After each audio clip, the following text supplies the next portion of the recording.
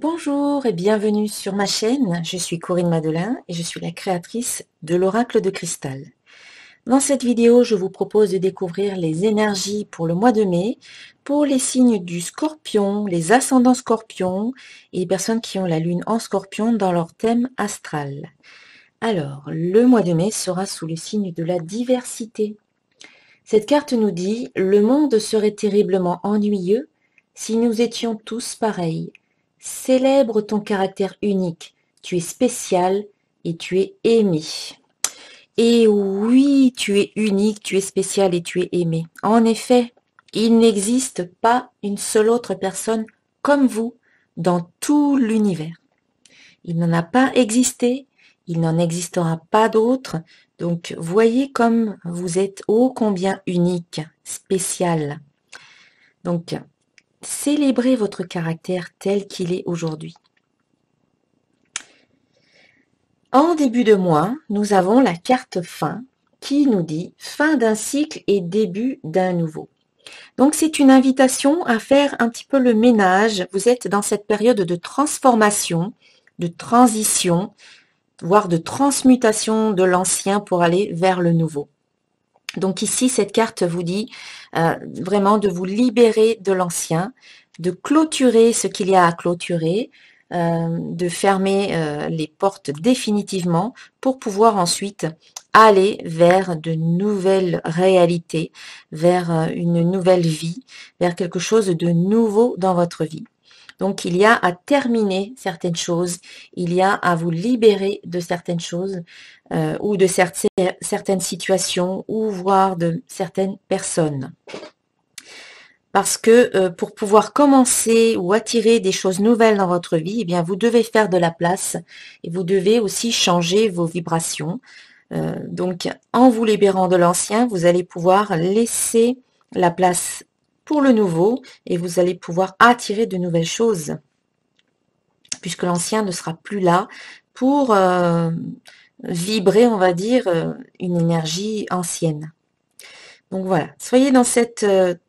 accompagnez ce mouvement de transmutation, de transformation, de métamorphose et vous êtes bien accompagné pour cela. En milieu de mois, vous avez ici la carte recevoir. Donc ici, vous recevez, vous êtes dans une période de réceptivité, de récolte. Vous récoltez ce que vous avez semé. Vos efforts sont récompensés. Il y a peut-être de bonnes nouvelles qui arrivent. Il y a peut-être de nouvelles rencontres qui se font. Il y a peut-être de nouvelles opportunités qui se présentent à vous, des occasions à saisir. On vous invite à ouvrir vraiment tous vos sens, à vous ouvrir au nouveau qui arrive dans votre vie, qui arrive, il n'est pas très loin.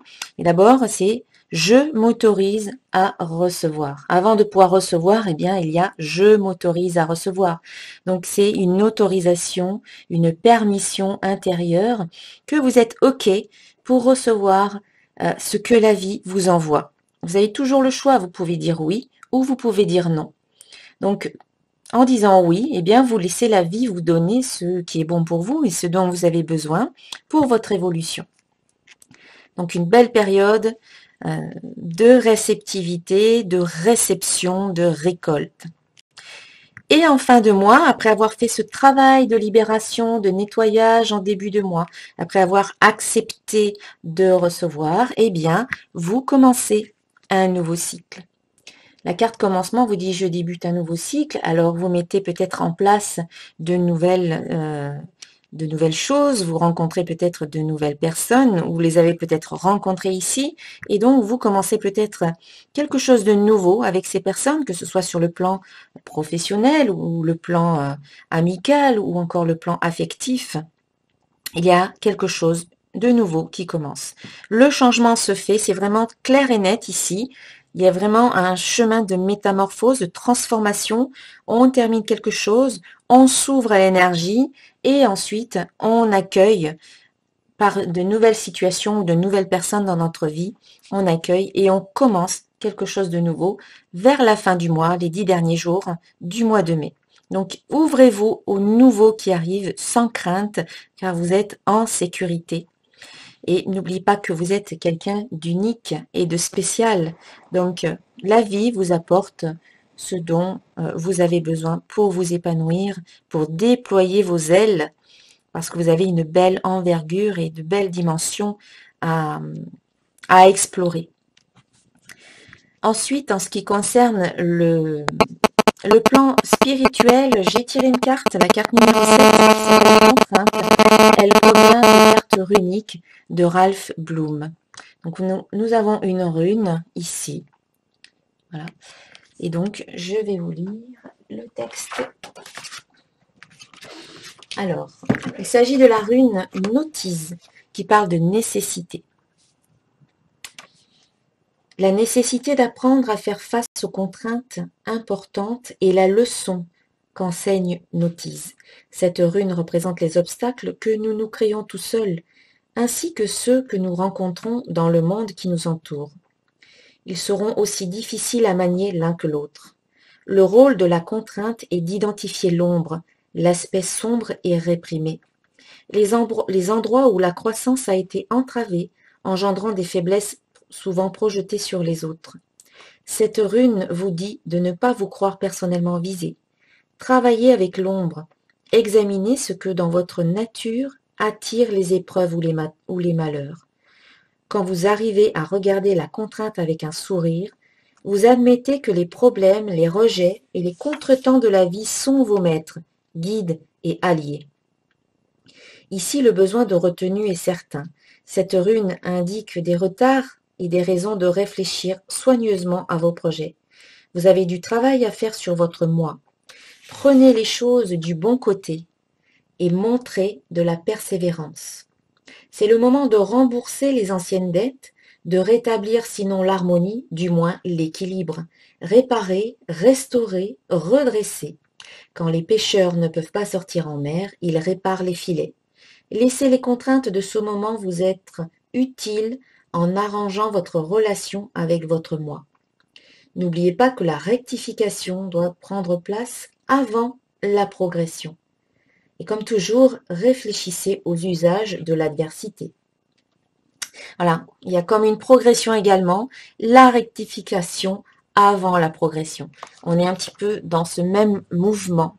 Donc, mettre les contraintes, les obstacles à notre service plutôt que jouer contre nous. Ensuite, sur le plan professionnel, j'ai tiré, professionnel et financier, j'ai tiré la carte 19, qui est tirée des cartes divinatoires d'Algariel. Donc cette carte, c'est la carte La Tour isolée. C'est le symbole de la spiritualité. La tour isolée est liée aux énergies féminines.